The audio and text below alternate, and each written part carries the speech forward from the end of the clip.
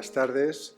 Muchísimas gracias por asistir y bueno, pues el motivo de estar aquí con vosotras y vosotros es la presentación del libro de Erika Barman, la edición en castellano. Como veis ahí, Fanon y Educación, el niño como método. Luego entraremos a ver por qué el niño como método. Y antes de dar la palabra a Erika Barman, que quisiera agradecerle el estar aquí con nosotros.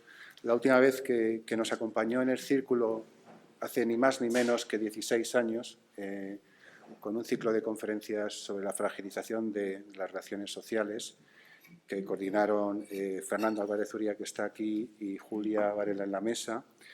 Y bueno, pues ha pasado tiempo, pero Erika sigue tan en forma, pues como siempre. Y le quiero agradecer enormemente que nos esté acompañando hoy.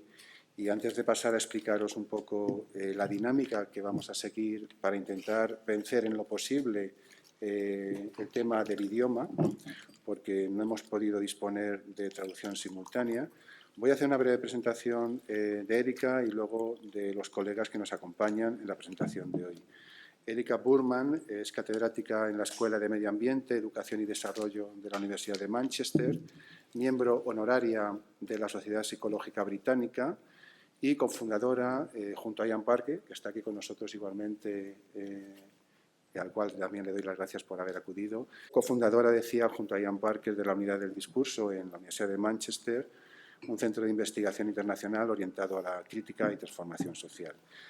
Junto a Erika Barman nos acompaña Coro Juanena, investigadora del Grupo de Estudios Africanos de la Universidad Autónoma de Madrid, GEA, coordinadora del Centro de Estudios Postcoloniales, las siglas COID, Colonialismo, Osteco Izcateca Centroa, perdona la pronunciación, y profesora en la Universidad Rey Juan Carlos.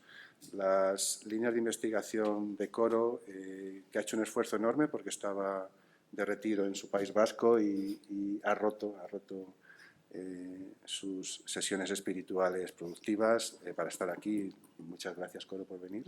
Entre sus líneas de investigación se incluye la teoría postcolonial y decolonial, mujeres africanas, análisis del discurso, y tiene una experiencia de casi 18 años trabajando con pueblos indígenas.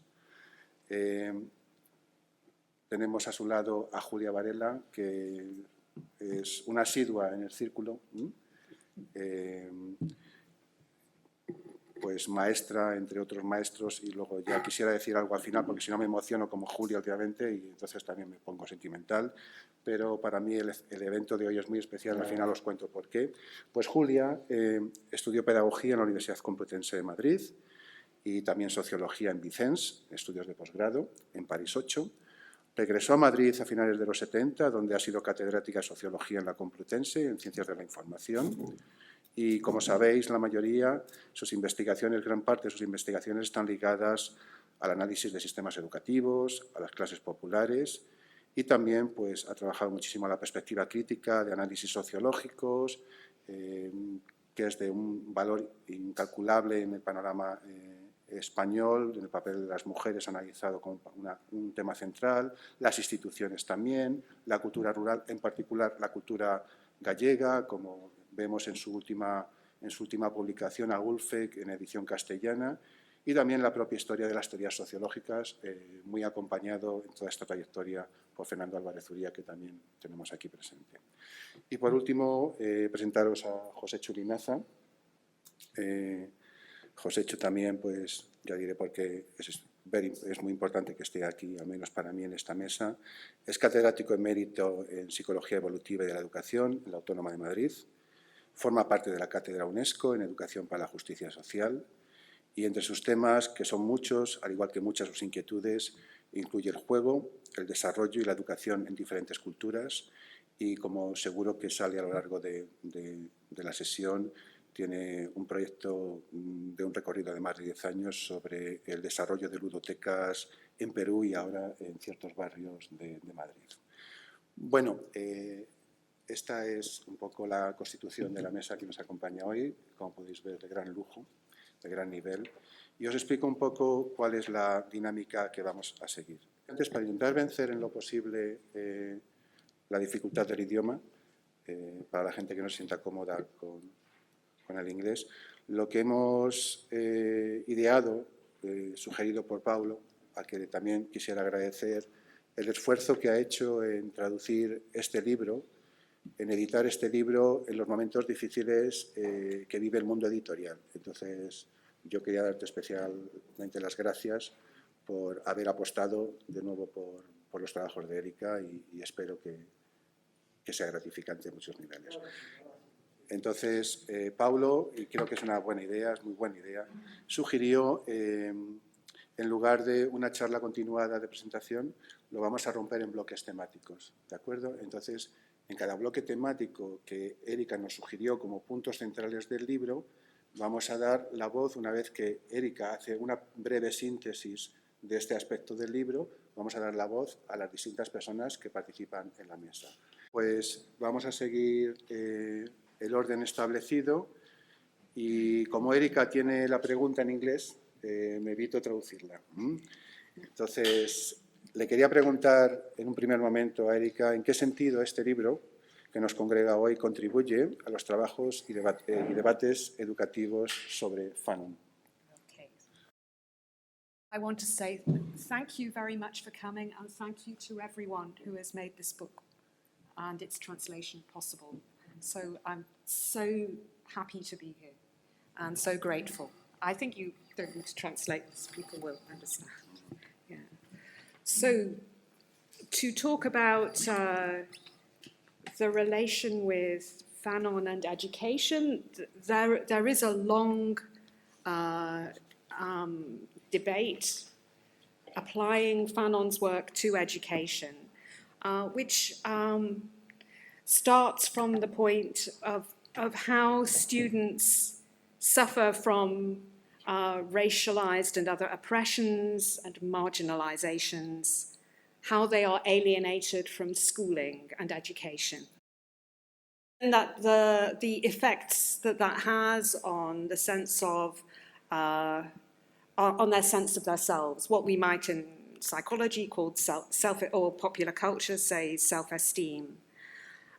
We should remember that Fanon was, in a way, he started in France as an international student. And there is a lot of, in my university, we have many, many international students, and I think I can see the same dynamics always.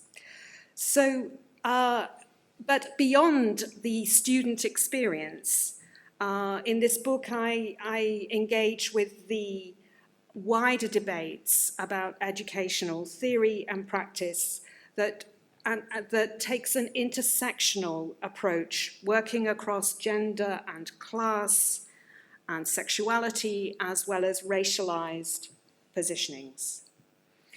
And so I hope that it contributes to the wider debates, not only about the student experience, but the whole question of what it means to decolonize education, that isn't only a matter of what we teach, of the curriculum, yes, and it isn't only about our personal relationships, the interpersonal dynamics, but at an understanding of what institutions do at the national level and the international and cross-national, transnational levels, the norms and standards by which education is constructed and judged. And so I try to take that broader engagement with the wider project of education and decolonization. Pues queríamos dirigir la primera pregunta a Coro y bueno, pues desde esta perspectiva que nos plantea Erika de la discriminación a través de ejes de género, de raza, de manera interseccional pero también transnacional, ¿en qué sentido tú crees que se puede aplicar, por ejemplo, a la defensa de los derechos de los pueblos indígenas y cómo se puede llevar estos planteamientos en tu visión, desde tu experiencia, a un nivel institucional, ¿no? Bueno, yo creo que el trabajo de Erika es un trabajo estupendo para el tema de los pueblos indígenas. Aparte, el movimiento indígena transnacional engloba en pueblos o comunidades de todo el mundo con una diversidad inmensa, pero que comparten un hecho en común, el hecho común de haber sido colonizados y de estar colonizados, de seguir siendo colonizados. Entonces, en ese sentido, la obra de Fanon es de muchísima actualidad. Y además, ellos han vivido el tema de la educación y de la opresión a través de las pedagogías, ¿no? Imperialistas.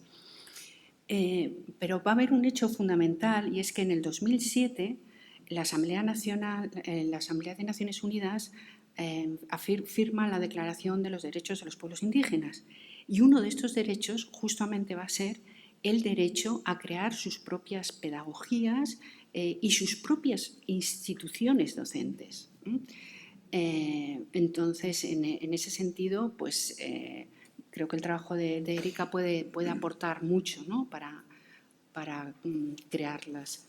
Además, comparten también, desde los pueblos indígenas, comparten también la crítica que hace Erika en el libro sobre esas metodologías dominantes y hegemónicas, porque ellos consideran, de hecho ellos dicen que la investigación es una palabra sucia en sus comunidades por la mala experiencia, ¿no? que ha tenido y que han sufrido la investigación social, que les ha cosificado, ¿no?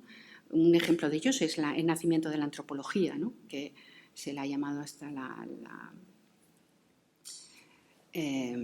bueno, pues entonces, en ese sentido, hay un movimiento que es importante, que es indigenizar la academia, y se trata de llevar estas nuevas metodologías desde estas nuevas instituciones, ¿no?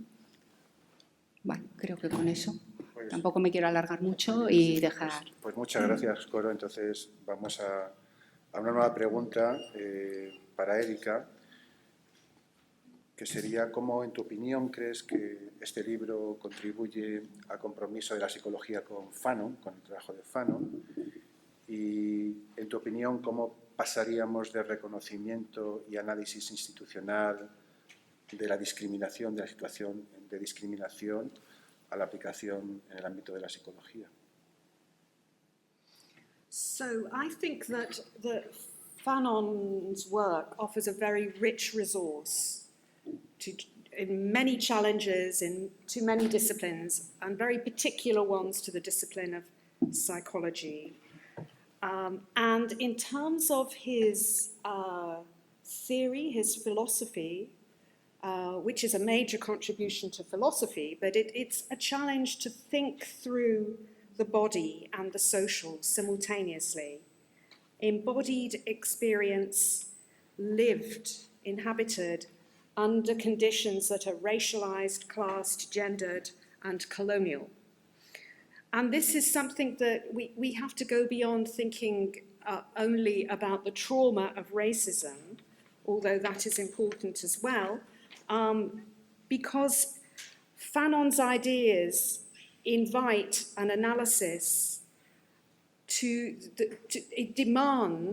ideas demand that we thoroughly socialize our phenomenological accounts of embodiment in a way that highlights the limits of dominant forms of psychology.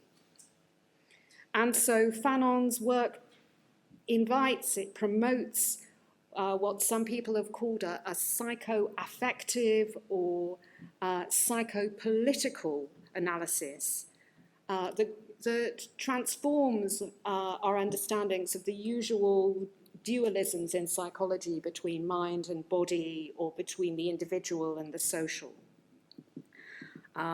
Those dominant forms of the psyche that are also part of our neoliberal conditions now.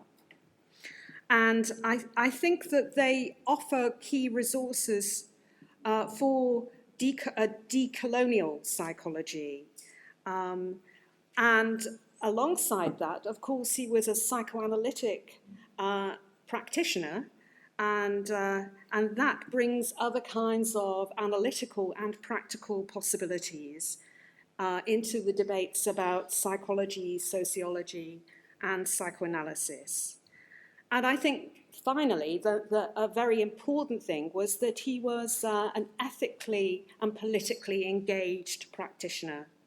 And his life experience and his actions, and you can see it very clearly in the letter that he wrote resigning his post as medical director of the main mental hospital in Algeria, where he said you cannot practice ethically as a psychologist, as a mental health practitioner, as a psychotherapist, under these conditions of brutal war, apocalyptic moment is the way he described it, of the suppression of people's lives under conditions of dehumanization. So he gives us an example of the limits of what we can do as a psychologist and how we need to then take political action as well. Creo que con distintos ejemplos, un poco lo que viene a denominar el enfoque psicopolítico de Fanon, ¿no? Incluso podríamos transponerlo al momento actual, ¿no? De esa brutalidad de la guerra, de cómo se puede pasar pues un poco abstraerse de una situación como la que estamos viendo ahora actualmente, seguir ejerciendo en esa brutalidad en Argelia, en ese contexto. Y bueno, pues lo que estaba ilustrando más o menos Erika era cómo intentar dar ese paso a un enfoque psicopolítico que la psicología siempre ha tenido un poco como asignatura pendiente o que ha participado de él de una manera latente y sin ser reconocida, ¿no? Y en ese sentido, aunque sé que es difícil a lo mejor establecer similitudes, quisiera preguntarle a Julia, pues un poco desde su perspectiva, desde su trabajo con clásicos como Foucault, Bourdieu, ¿en qué sentido ella cree que podría establecerse alguna correspondencia o alguna resonancia o si son totalmente diferentes? ¿Qué te parece, Julia? Bueno, en primer lugar, daros las gracias por estar aquí. Enhorabuena, Erika. Y me alegro mucho estar entre amigos, porque esta es una mesa para mí de amigos. Y quería, efectivamente, por lo que está diciendo Erika y también Coro, pues queda claro que Fanon fue un activista que conoció la guerra, ¿verdad?, los efectos devastadores de la guerra, y también, por eso, en cierta medida, en nuestra época de juventud, su libro, Los condenados de la tierra, estábamos comentando el otro día Fernando y Juan Tavares, que fue un clásico para nosotros, es decir, era una autoridad, Fanon, y leímos todos ese libro.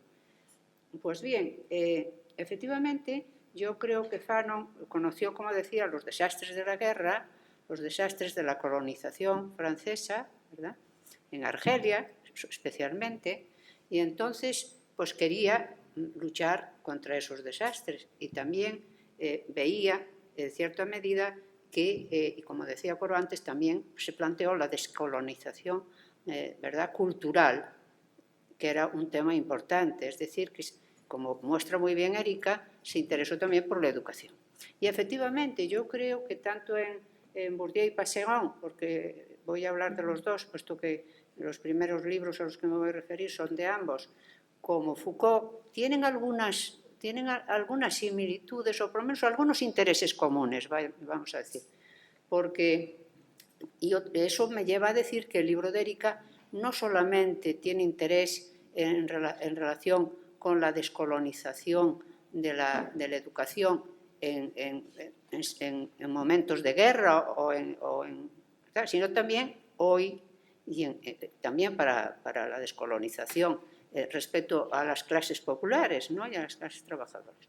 Entonces, a mí me parece que Bourdieu y Passeron, sobre todo en los herederos y en la reproducción, sí tienen una relación con los trabajos de Fanon o con lo que Erika nos muestra, que es justamente la lucha en contra de la colonización cultural, podríamos decir, entre comillas, ¿verdad? Ellos posiblemente no utilizan ese nombre, pero sí, esos trabajos está claro que se plantean como la escuela oficial, ¿verdad? Es una escuela que margina a los niños de las clases populares, y no solo los margina, sino que ejerce una violencia simbólica, ¿verdad?, sobre su cultura y sobre sus formas de educación.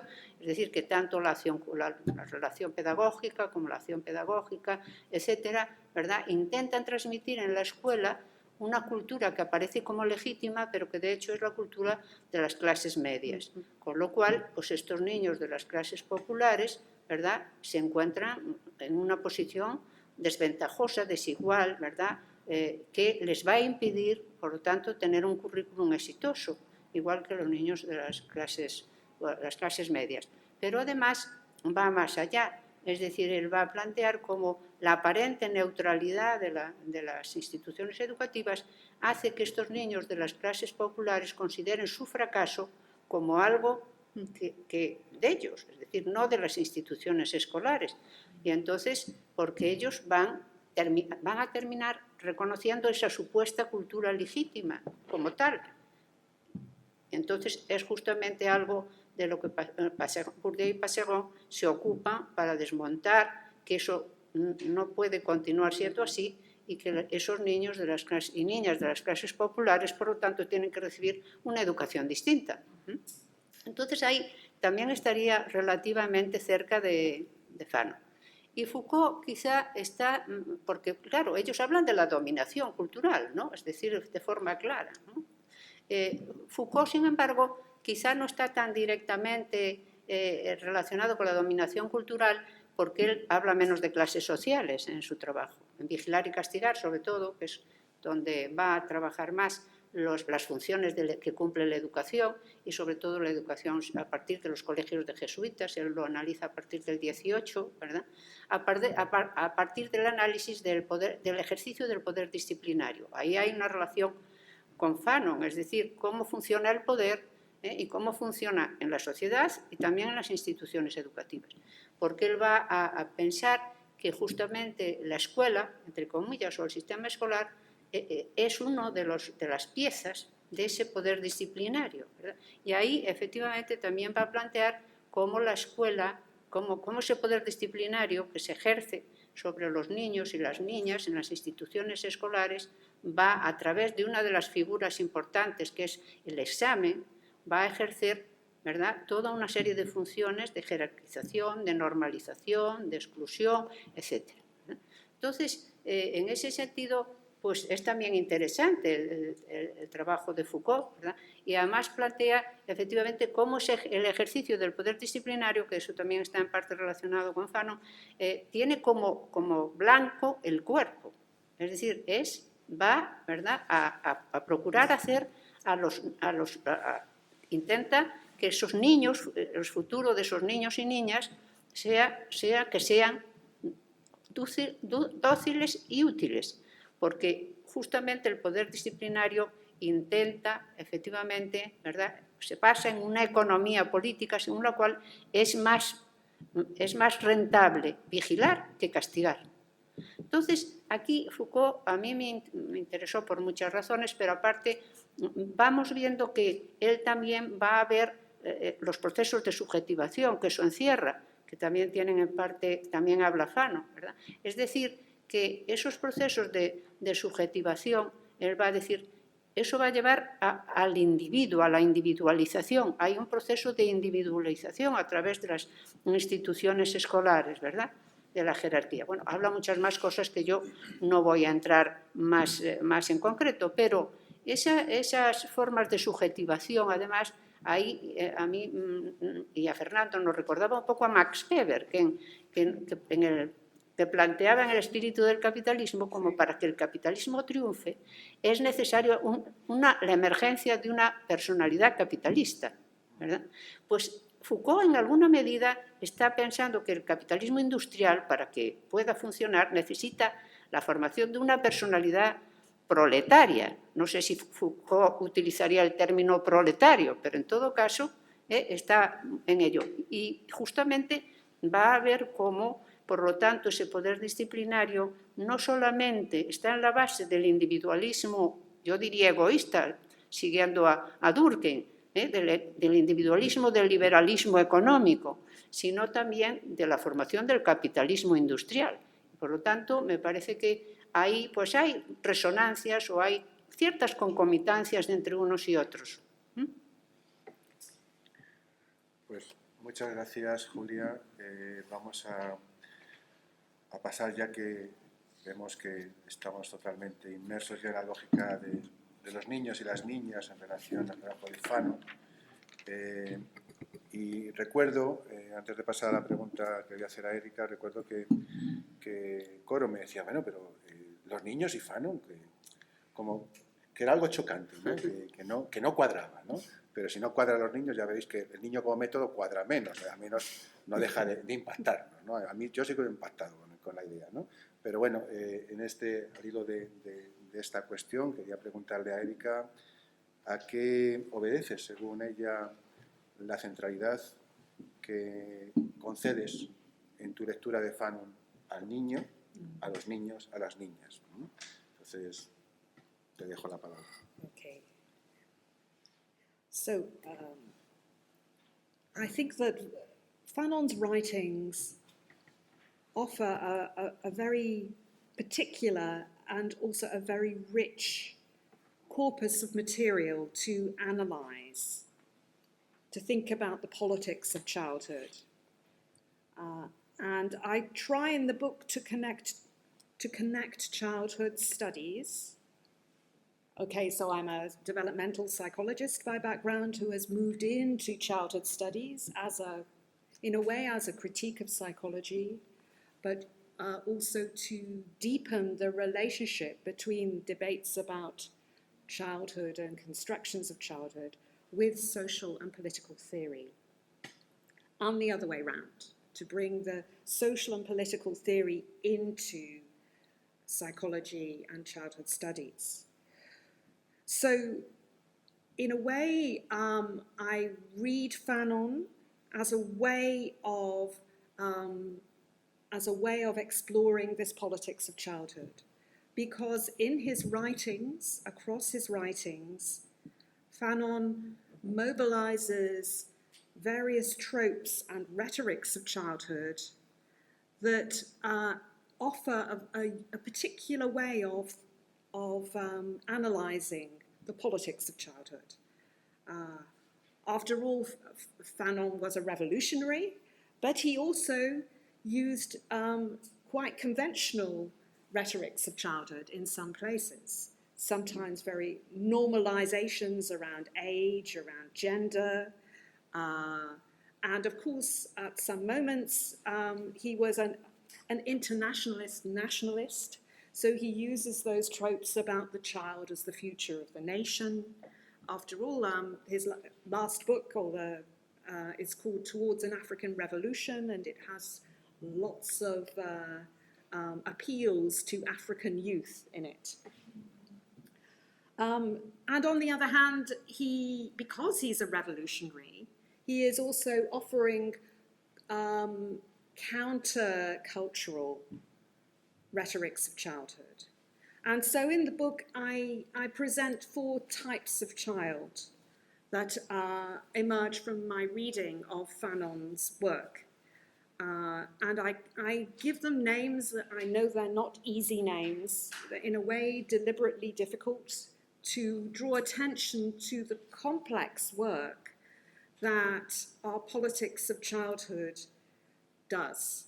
Because it's so naturalized, because it's so normalized, because our ideas about childhood seem so obvious or essential, I think it's even more important to attend to the ideological work that those constructions of childhood do. And I call those constructions idiotic child, the child that is separated from the social, apparently separated, but still functioning in very potent ways. The traumatogenic child, this is the child that Fanon, that hails Fanon as black that installs the trauma of racialization. The therapeutic child, the ways in which the child functions as a metaphor of therapeutic and personal development. And the epistemic child, who is one that is both inside and outside culture and politics and interacting with it. And this is perhaps a distinctive contribution of Fanon's politics, his revolutionary politics. So I think this is important work in the sense that it's an arena to explore the metaphors of development that we take for granted, that are signified by the cultural tropes of childhood, and also the way in which we take the discourses of the inner child that stand for our better selves or some nostalgic sense of who we are or could be. And I think that it's important that Fanon resists some of those, and as also the position of the mother. He has some very interesting reformulations of conventional mother and child metaphors, because of course France is the mother that wants to poison the child. It's there in Wretched of the Earth, and make the child, France's child, the baby, suicidal. This is Algeria. So very interesting subversions of those dominant rhetorics that can be read and reflected upon through Fanon's writings. Como sabéis, hay una metáfora que recorre el trabajo de Erika durante, yo diría que desde que publica el libro que procede basado en su tesis, que aquí lo publicamos con el título La deconstrucción de la psicología evolutiva, que de hecho es otro tropo que hubiese sido más fiel la deconstrucción de la psicología del desarrollo, ¿no? Entonces ahí Josechu nos ayudó muchísimo a sacar el libro en visor. Y en el sentido del desarrollo, porque yo creo que el término desarrollo es un término clave para entender esta subversión que Erika, este juego de espejos que Erika ha intentado hacer todo el rato entre, digamos, esa visión psicopolítica que ya está presente en su trabajo y la psicología evolutiva, psicología del desarrollo. Desarrollo como algo individual, pero desarrollo como algo económico, como algo global, como algo internacional. Porque es importantísimo ver también esas connotaciones internacionales que Erika pone desde el principio de su trabajo, ¿no? Y bueno, pues es ahí donde aparece, en ese tensionar en nociones del desarrollo en una y otra dirección, donde aquí le da otra vuelta de tuerca con Fanon. Y aparece esta terminología intencionadamente difícil, que va a utilizar, como ella dice, como tropos, como heurísticos, como figuras, metáforas, arquetipos, niño idiótico, homogénico, etcétera, etcétera, que va a utilizar pues un poco para hacer resaltar estas tensiones y hacer brotar, en cierta forma, ayudarnos a tomar conciencia de ciertas relaciones a través de la complicación propia del lenguaje, ¿no? Entonces, en este sentido, es como ella utiliza esos arquetipos basados en Lacan, en cierta forma, y que lo incorpora al trabajo de Fanon para enfatizar esa fuerza de la presencia del niño, los niños, en contextos particulares y en relación con ideas de nación, en relación con ideas también madre-nación, hijo como parte de la nación, y bueno, jugando con estos significados subversivos que rodean tanto el trabajo de Erika como la interpretación que además fomenta, enfatiza, amplifica con la obra de Fanon. Y bueno, pues espero haber hecho un resumen.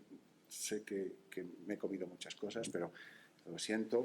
Y voy a dar seguro que Josechu continúa un poco en esta línea. Estos arquetipos, Josechu, esta forma de subvertir la normalización oculta que nos hablaba también Julia, ¿no? La naturalización de las diferencias a través de las instituciones educativas.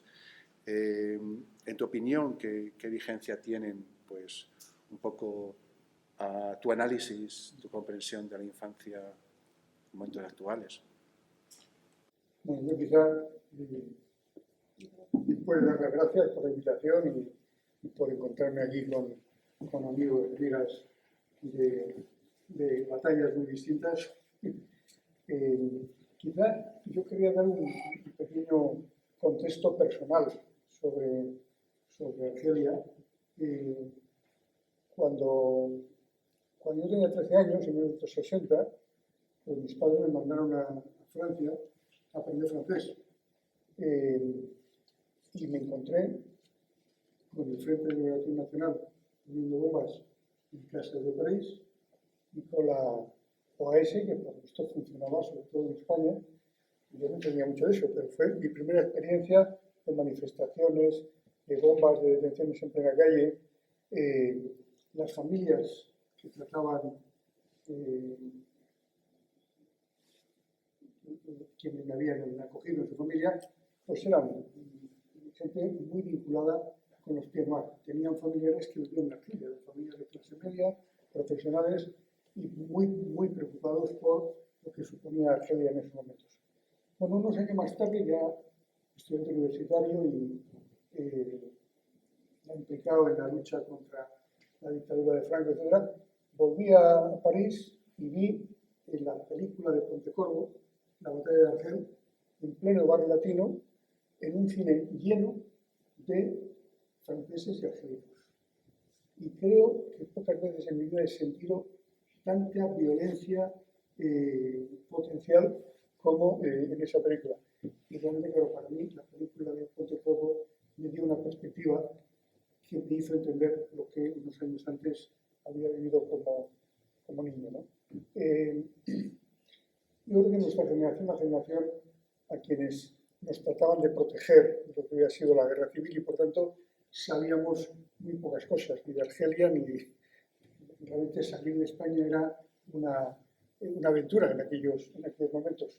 Yo en ese viaje descubrí también, cuando un exiliado me preguntaba por las huelgas en Asturias, yo ingenuamente dije que no hay huelgas en Asturias.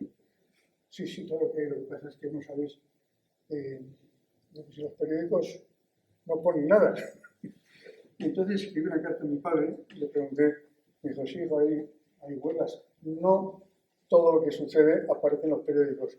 Para mí esa frase con 13 años me hizo darme cuenta de que la realidad no era como la veía, ¿no? Era mucho más compleja. Bueno, mi interés por la psicología evolutiva, que comparto con Erika desde hace muchos años, en estos últimos años también a mí me ha hecho interesarme mucho por la educación y por los cambios que están produciendo en la educación, ¿no? Porque el desarrollo individual no se produce en el vacío, ¿no? El hábitat natural de todos los seres humanos pues es la cultura, como muy bien decía Brunner, y las concepciones que tenemos sobre nosotros mismos, sobre la infancia, o sobre la política, o sobre la discriminación, pues son fruto también de esas culturas, y por tanto varía mucho, es decir, cómo percibimos las cosas. Tenemos que darnos cuenta de que hay cosas que no podemos ver, porque en mi caso concreto, bueno, pues siendo español, evidentemente tardé muchos años en llegar a América Latina y en ver algunas de las cosas que después he podido abordar. La normalización, la discriminación se ha producido siempre. Yo creo que fueran faraones, incas o emperadores, todos ellos se sentían hijos de los dioses y que el resto había nacido para servirles. Bueno, pues de alguna manera las colonizaciones europeas han producido en grandes extensiones del planeta ese mismo tipo de discriminaciones, quizá más sutiles, pero no menos profundas, ¿no?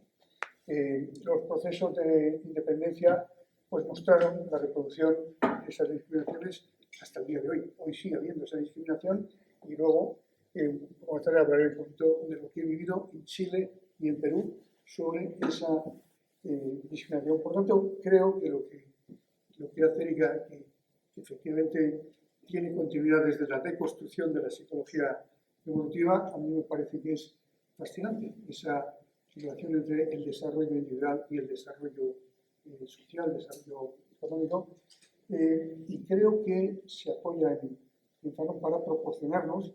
Es verdad que con unos nombres dificilísimos y además yo creo que a Erika le gusta jugar con la dificultad, le gusta jugar con las palabras continuamente afirma una cosa y además otra y tienes que volver, por eso digo que es muy difícil traducirte, pero creo que es muy necesaria esta lectura de Fanon para tomar conciencia de cómo la psicología, lo mismo que otras disciplinas como la educación, tienen potencialidades, pero tienen también limitaciones tremendas. Y de modo que la educación sirve, por una parte, para proporcionar la posibilidad de ascender en la escala social, sirve también, y es una función clarísima, para reproducir las diferencias sociales y, por tanto, la discriminación.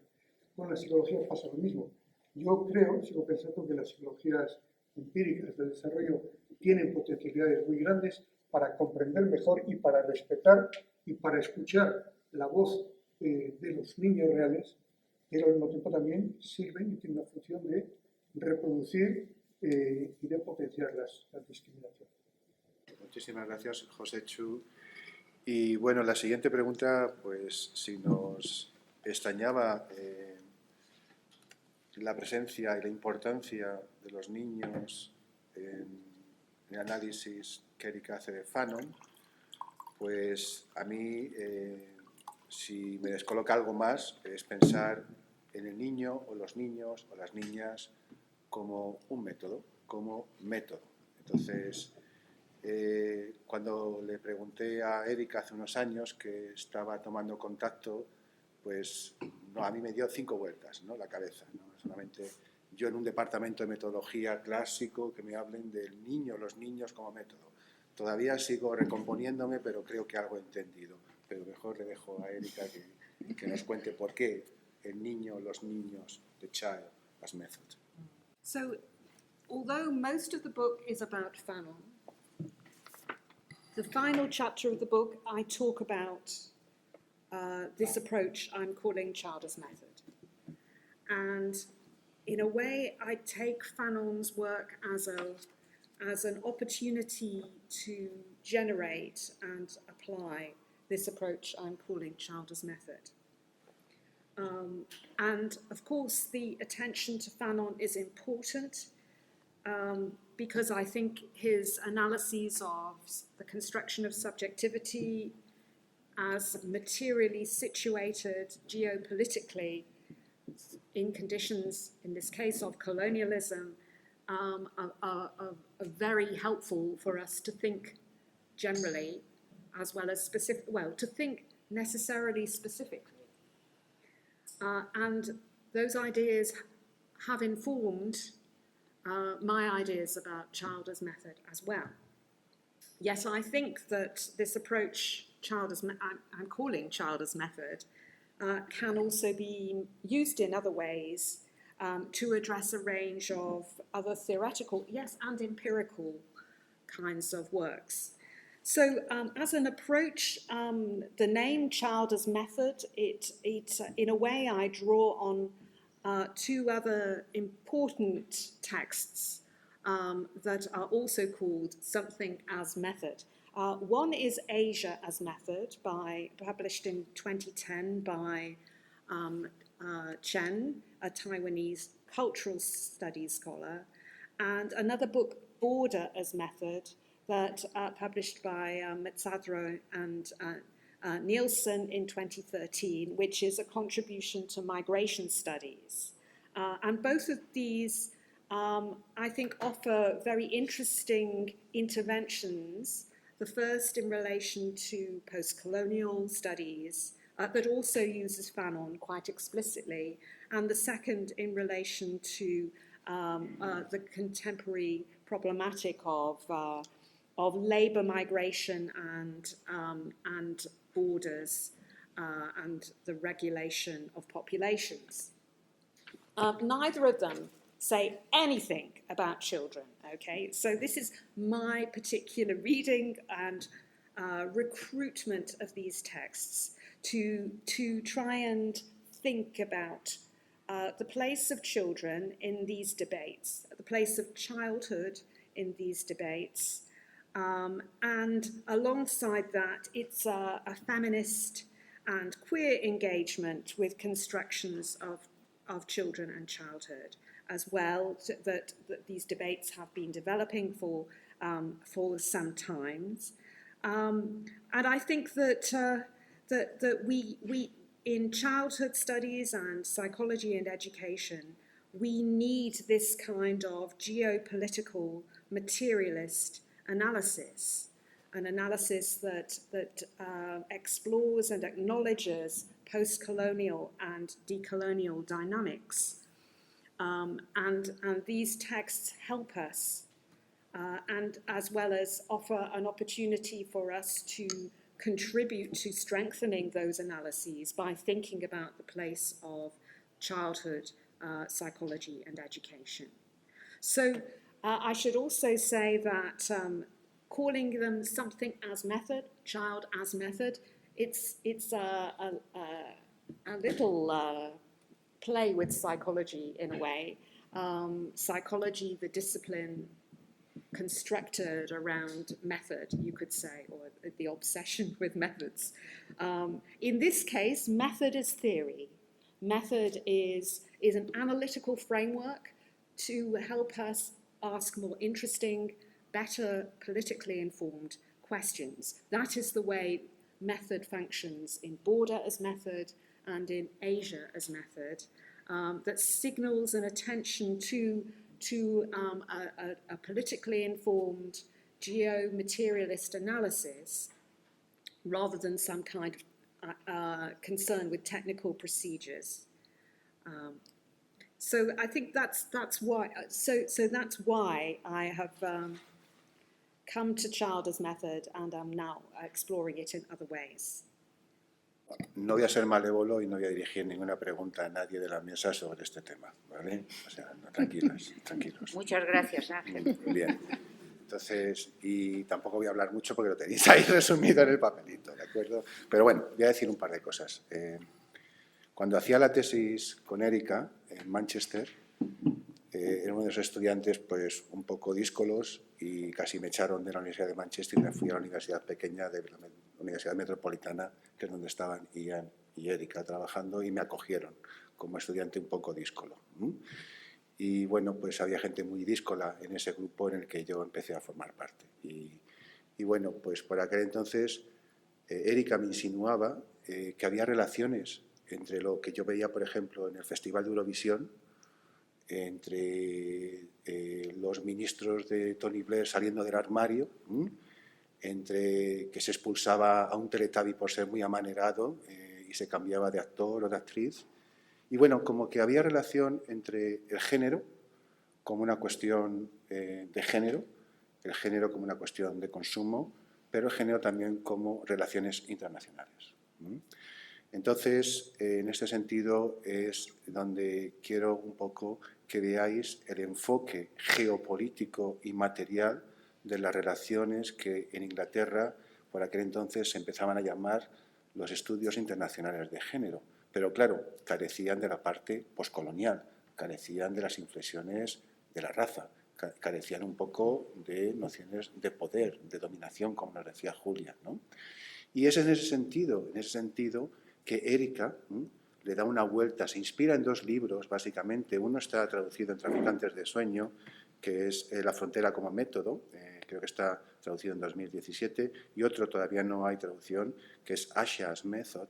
Y entonces aquí Erika se fija en los flujos migratorios, en las fronteras, en ese traficar, en esa lógica del mercadear, en esa lógica liminal de las fronteras, de las interfronteras, ¿no? Las fronteras que existen ahí, pero que existen aquí, porque nadie queríamos acoger a niños y a familias sirias y todo el mundo quiere acoger a niños y familias, sobre todo mujeres ucranianas, ¿no? Es decir, habla un poco de esta perspectiva, de esta dimensión geopolítica y material, pero también se inspira en lo que a lo mejor maestros, que hemos tenido también por aquí, gente que está aquí, que nos ha enseñado sobre no dividir esas partes del método, entre la parte epistemológica, la parte teórica, la parte política, ¿no? Entonces, es como ese guiño que nos dice Erika, donde en psicología parece que toma demasiado en serio el método, ¿no? Demasiado rigurosamente el método, y ella como quería esa deconstrucción esa globalidad del método que no se puede desprender de la teoría, de la ideología, pues un poco como nos diría Jesús Ibáñez, un poco como nos dirían los clásicos de la sociología. El método es para coger cierta legitimidad y para transformar, que nos escuchen, que nos hagan caso, pero es una cuestión de transformación social, ¿no? Entonces, es en este sentido que Erika se basa en estos dos libros que no tienen nada que ver con los niños ni con las niñas, ¿no? Pero que sí la inspiran para esta noción que para mí sigue siendo complicada de entender los niños, las niñas, el niño como método que da título a este libro. Y si queréis, pues pasamos al siguiente bloque. Un poco, Erika, sabes que aquí, como en casi todo el globo, el día 8 de marzo cada día es cada vez más importante, ¿no? Es más importante pues, porque vemos la gran necesidad de hacer una política de ciertos planteamientos distintos y muy afines con el feminismo, ¿no? Entonces, desde este tratamiento que haces de Fanon, en tu opinión, ¿qué lectura cabría hacer de Fanon desde las perspectivas feministas? Well, I don't think it's possible to claim that Fanon is a feminist theorist primarily, okay? And of course there are problems for feminists in some aspects of his writing. And as Angel said, I have worked in the intersection between psychology and education and feminist studies for many years. We can see problems in the heterosexism of black skin, white masks, in particular, or the gender essentialism and romanticizations in the essay Algeria Unveiled, although I think it's also very interesting. But of course, he wasn't alone in these limitations, and I have benefited from reading many other feminist engagements with Fanon that through an appreciation of his post-colonial, of his decolonial, not post-colonial, of his understandings of racialization and colonialism and the construction of subjectivity that mark a particular moment of feminist engagement that takes these questions very seriously. So if we read Fanon as offering a materialist account, and a materialist account of the formation of subjectivity that is gendered as also racialized and classed, and of course generational, this is a term that comes from childhood studies, then I think it becomes a very useful resource within feminist accounts and queer accounts. So read intersectionally, I think Fanon we can read his text as offering specific examples, even perhaps particularly in the very painful case studies in the last part of Wretched of the Earth, the case studies of the effects of torture on Algerian captives, and many of them are young people, many of them are men. You can read them through an intersection of race and gender, and class in an Algerian context is a different question as well. We have to complexify our understanding of class in terms of a different cultural, political context.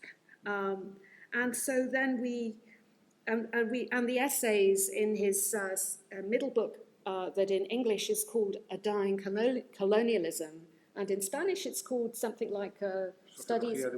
Yes, Sociology of Revolution. They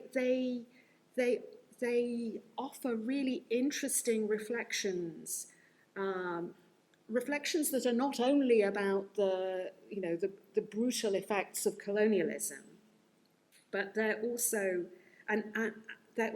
about how they produce particular kinds of subjectivities of the oppressed and also the oppressor. But also there's interesting speculations about technology, about the media, about transformations that take place in forms of subjecthood as political conditions change. So A Dying Colonialism is every chapter says this is what it was like before, now we have the revolution, and look how things are changing. Everything is changing. Gender, class, generational orders, and okay, he was a bit idealistic about this, but then in the end, his last book, Wretched of the Earth, he's offering really important warnings of all the things that did happen, including what happened to the position of women after the Algerian Revolution. So there's a lot there for feminists and for everyone. Muchas gracias, Erika.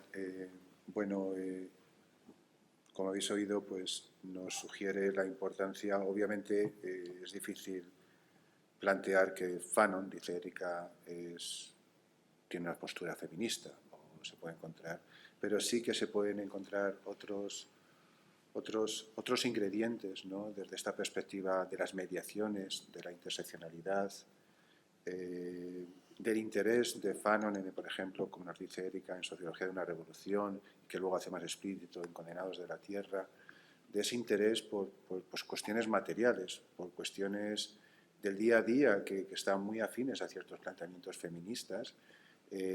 A la radio, recuerdo la importancia que Fanon da a la radio como un objeto material, como un objeto tecnológico de gran importancia.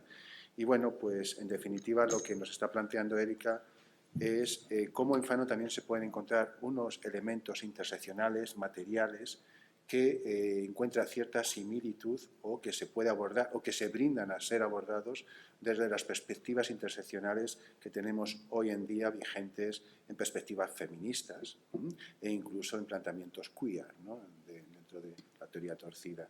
Y en ese sentido quería preguntarle a Julia que si ella encuentra alguna correspondencia entre estos planteamientos, pues no sé si del todo novedosos o nuevos, pero si ella piensa que podemos entablar algún tipo de asociación o obviamente otra vez correspondencias pues con trabajos sociológicos más clásicos de corte crítica, pues con mediaciones, disposiciones, ¿qué nos planteas, Julia? Sí, bueno, Erika efectivamente muestra bien o explica cómo este concepto de interseccionalidad ha empezado a estudiarse a partir del feminismo negro y de los estudios coloniales y poscoloniales.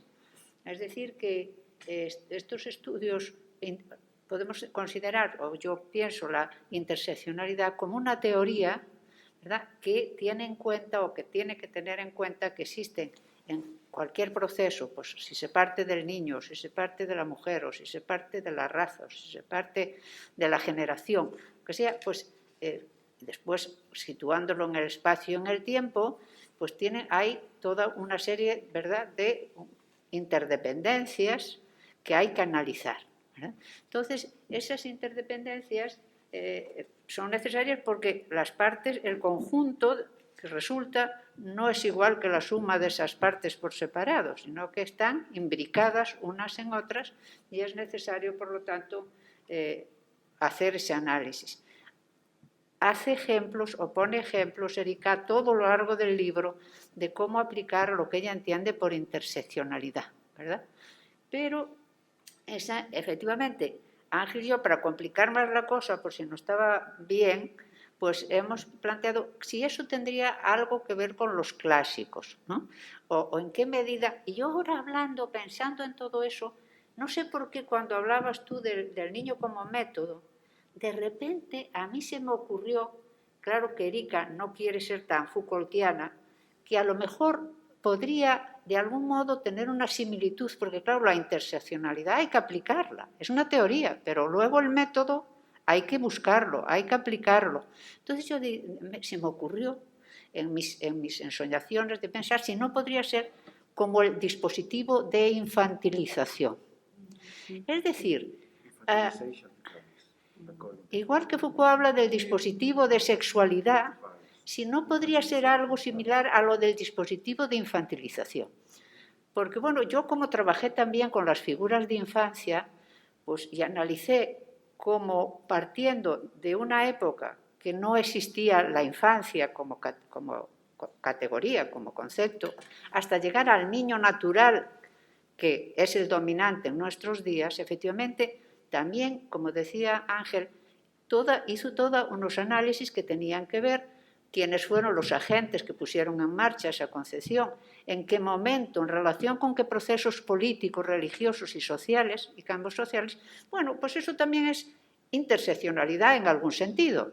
Aunque, claro, la interseccionalidad actual da mucha importancia y subraya mucho lo de la racialización. Quizá en eso es nuevo respecto a otros análisis, pero yo qué sé, Weber mismo con los, ¿verdad? Podríamos decir con los tipos ideales, o Bourdieu con el concepto de hábitus, que también pues efectivamente el problema es cómo pasar en el análisis de niveles micro, Erika, que tú lo intentas hacer todo el tiempo, pero claro, para eso a veces viene bien tener conceptos, elaborar conceptos como hicieron los clásicos, que es difícil la cosa, tener conceptos que permitan pasar de esos niveles micro a niveles más generales. Y eso es difícil, claro está. Si no tienes que hacer un análisis muy pormenorizado, que es lo que haces tú todo el tiempo diciendo, bueno, los ejemplos que pone Fanon, ¿no?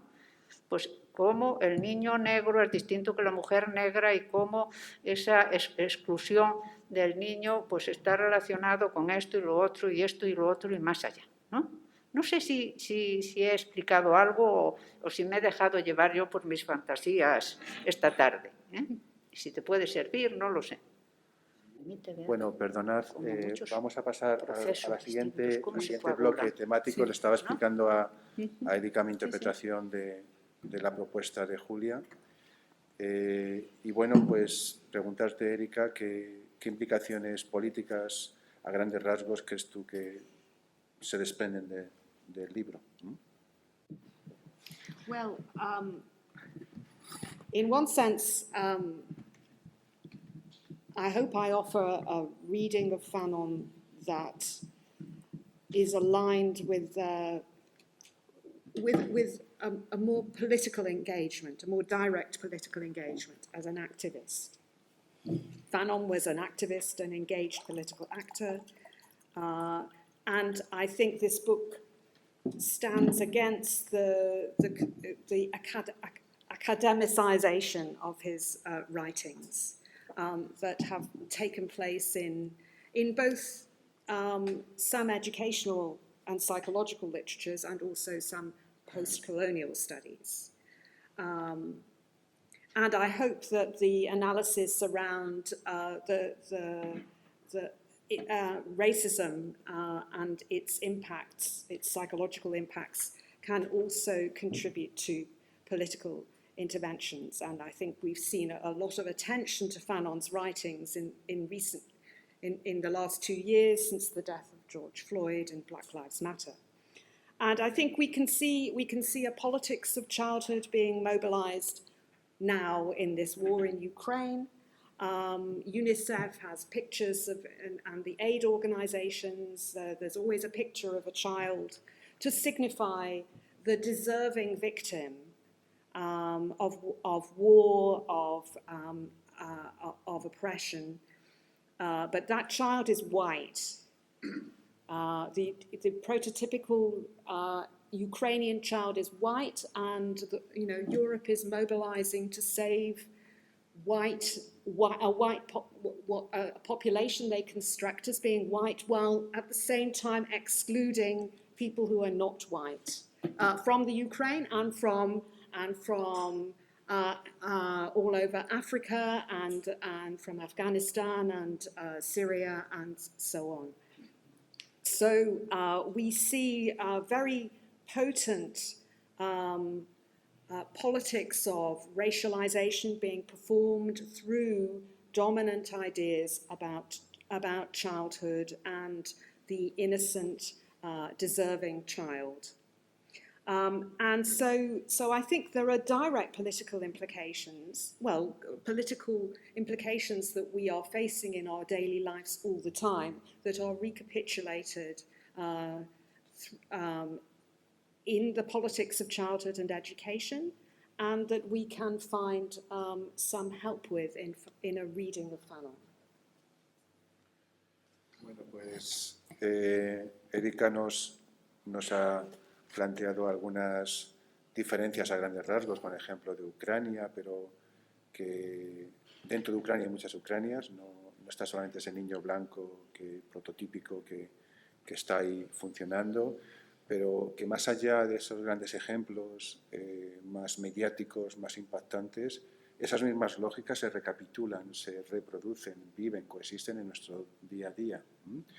Y bueno, pues con estas implicaciones políticas, esta visión internacional que nos está planteando Erika continuamente hoy, pues quería preguntarle a Coro en qué medida estas muchas connotaciones internacionales, decoloniales que arrastra el fondo del niño como método, ¿no?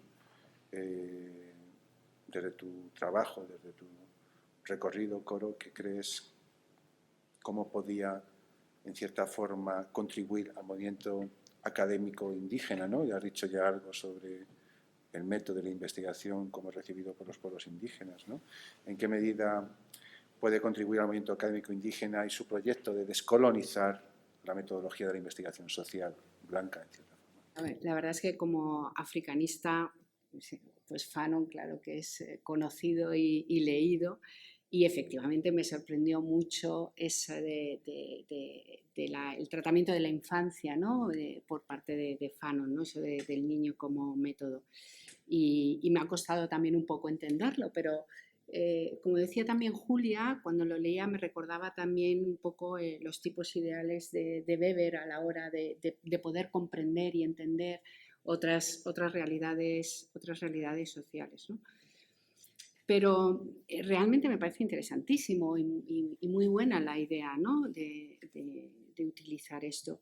Y creo esto casa mucho porque hay un movimiento que es poco conocido a nivel de la academia, y es estos indígenas que han llegado a la academia y están construyendo desde la academia, están construyendo conocimiento. Claro, lo primero que se ha planteado es construir otras metodologías, porque no valían las metodologías que desde Occidente se habían construido en ese momento, ¿no? Y un libro que ha sido, bueno, quien dio el pistoletazo de salida, por así decirlo, fue el de una maorí, Linda Tujiwai-Smith, que escribió Descolonizando metodologías, ¿no? Y en él, aparte de ser una crítica a las metodologías sociales, también propone una agenda diferente de investigación, ¿no?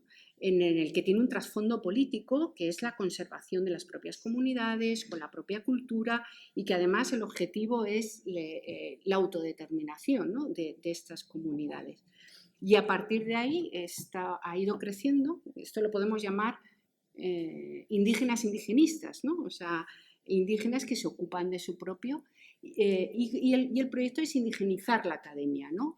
Y desde ahí se están creando pues, nuevas metodologías, son proyectos con una agenda diferente, con una agenda además política pues, en contra de todo lo demás.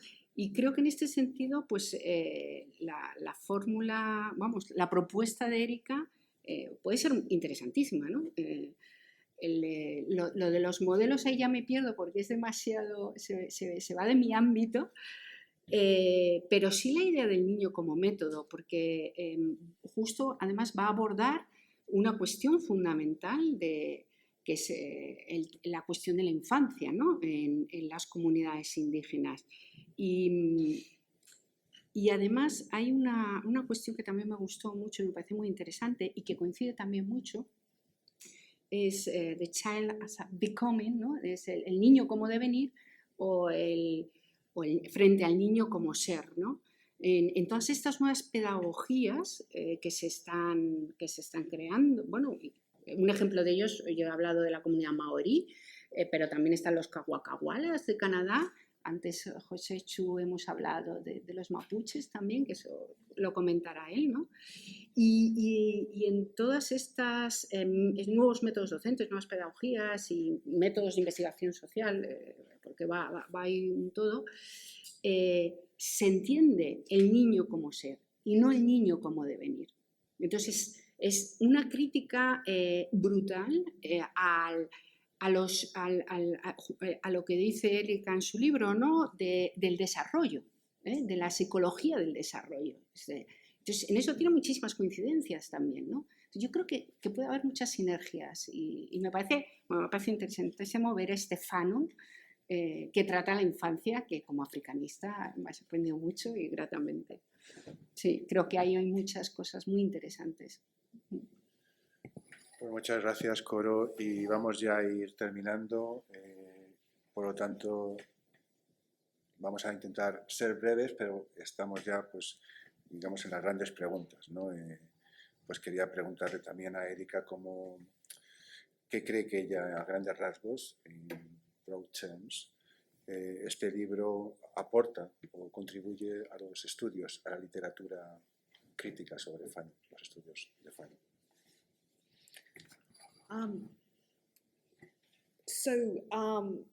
I mean, I'm a psychologist or an anti-psychologist, and I'm also a psychotherapist of sorts, as well as a feminist, anti-racist scholar and activist. And in that sense, I enjoy, I appreciate various aspects of Fanon's writings because he was a therapeutic practitioner and theorist, as well as a philosopher and a revolutionary. So in that sense, I'm interested in, I read and have benefited from the recent trend in the scholarship on Fanon that brings his clinical writings and his political writings together and sees them as absolutely informing each other. Yes. So in that sense, I'm aligned with a lot of the common current scholarship on Fanon. But I think one extra thing that I'm doing is understanding his accounts of the construction of racialization that's so famous in Black Skin, White Masks, as in narrative terms. So very often people focus in on that one encounter between the white mother and child and the figure of Fanon, where the child says, "Look, a Negro, I'm frightened," and Fanon finds out that what it means to be black in a racist society. But that is what we get from Fanon's accounts is an evocation in narrative terms of that trauma, of what he calls a rumination of associations, the stereotypes, the images, the representations of the stigmatized, rejected, dehumanized subject. But that is, and where he gets to by the end of that chapter is being angry. And so that moment is very famous, and it has now informing all kinds of ideas about the importance psychologically, psychoanalytically, of understanding rage, black rage. But by the end of the book, if you stay with the book, by the end of the book, Fanon is refusing racialized categories. He's saying it is, and his philosophy is radically relational. And in that sense, I think it's politically inspirational for the coalitions and the solidarities that could be forged. And this is why Fanon's writing is so important now. It's not how it's often read. But by the end of the book, he's saying, you know, the categories of black and white are constructions. They are constructions of racism and colonialism. And we don't need them. So he's refusing and is standing against a particular current of his time that was essentializing black cultures and identities, and instead he's as a socialist and as a materialist, as a Marxist of sorts, he's claiming that under changed political conditions of transformation and just redistribution of resources, we wouldn't need that. Those categories would not hold the same meaning. So in that sense, I think I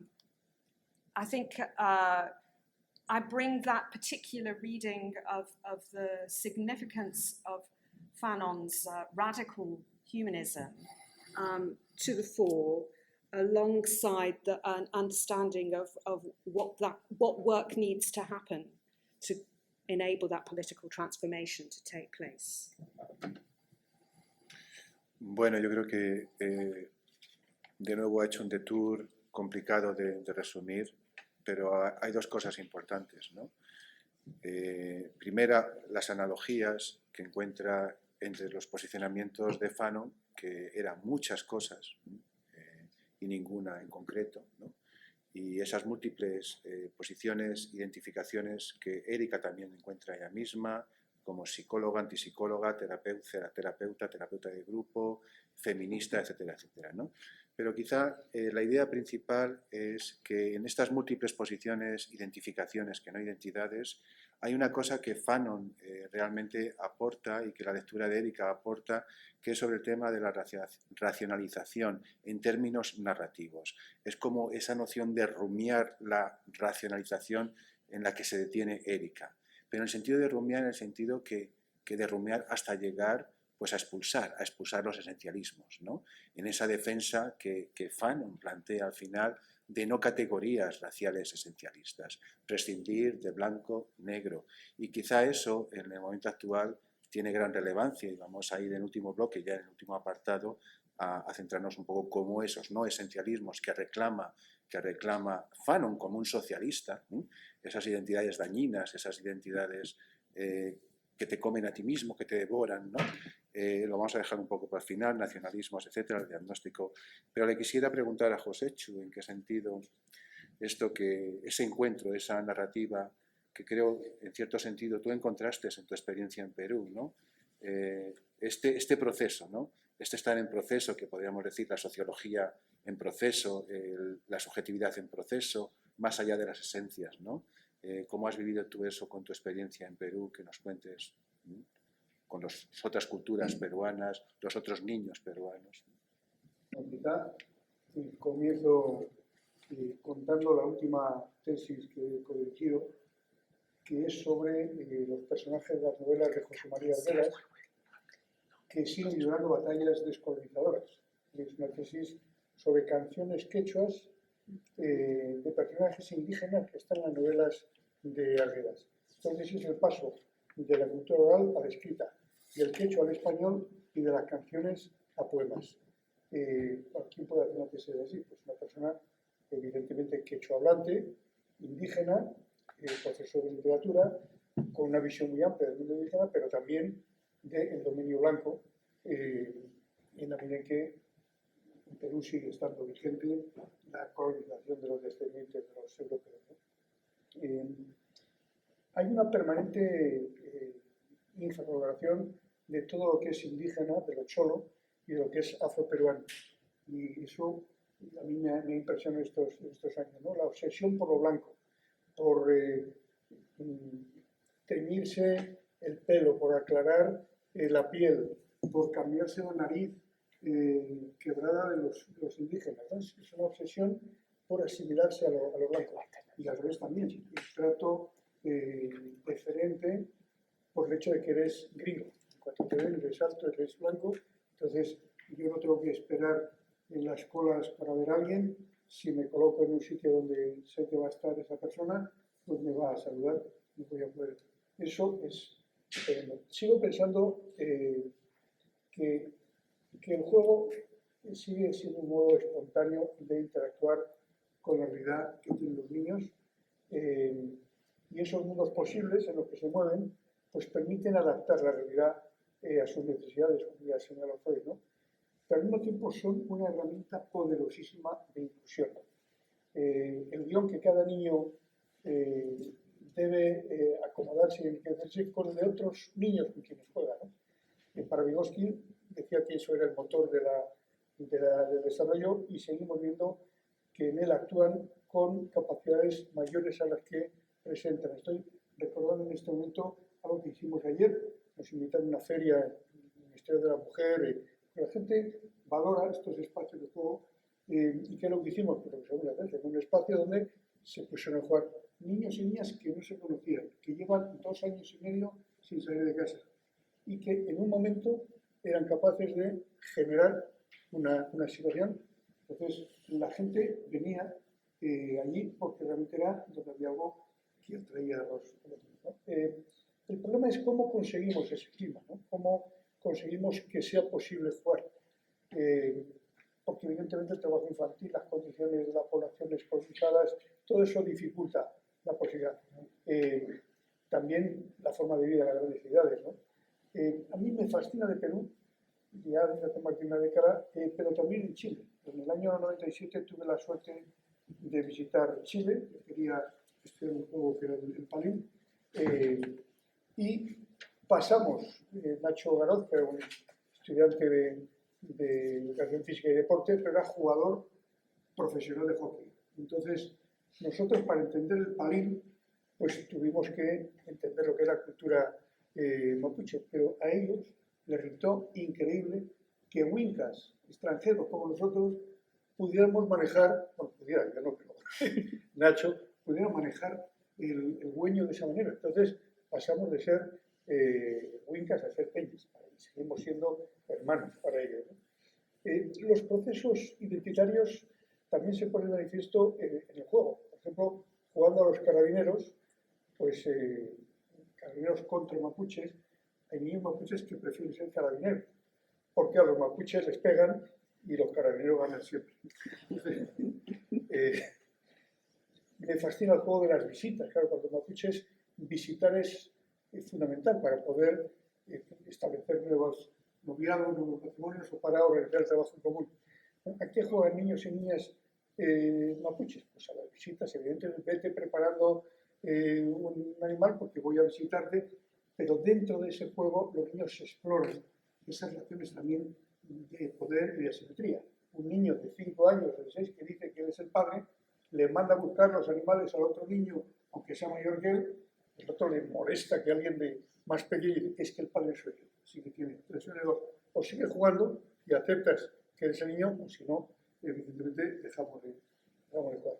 Bueno, a mí me sorprende esta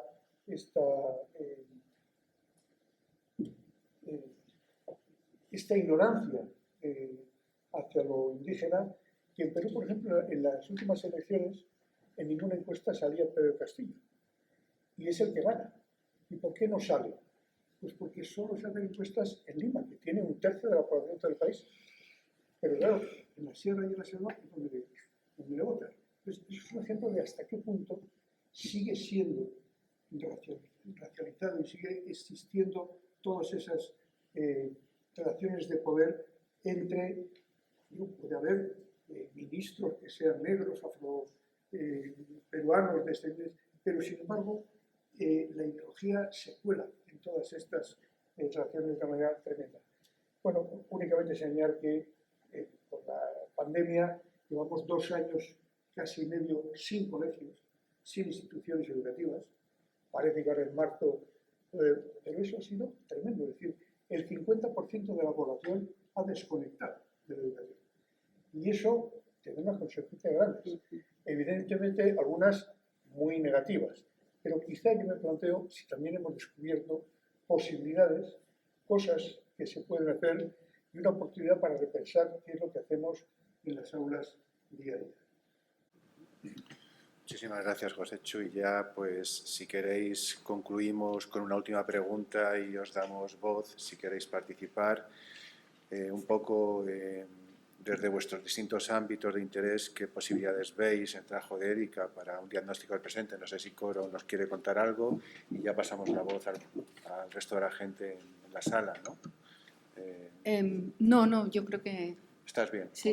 Ya has Bueno, se comunicado. podía seguir hablando con Joséchu del tema porque me parece interesantísimo, Vale, pues, pero creo que... entonces lo dejamos para más tarde Sí. y abrimos ya la intervención que queráis. Sí, agradeceros a todos y a todas el estar con nosotros y quería decir una última cosa, lo importante que es para mí esta mesa.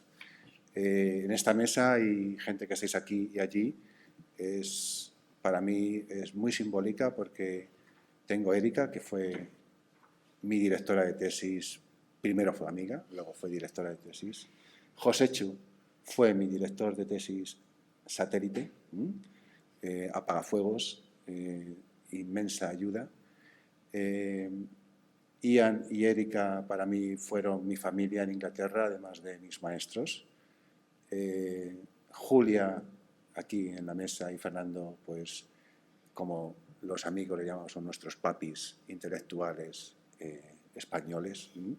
Y bueno, pues Coro para mí simboliza, además de una gran intelectual, una amiga auténtica. Entonces, por eso hoy esta mesa para mí es muy especial. Además, hay gente, aparte como Carla, Albert y Pilar, que son mis compañeros y que son mis estudiantes, y en cierta forma, junto con otro compañero que no está, que es John Charcher, que es íntimo amigo de Joséchu y que me facilitó conocer a Erika y me supervisó los primeros meses, pues por eso para mí es un sentido muy entrañable la mesa de hoy. Muchas gracias a todos y a todas.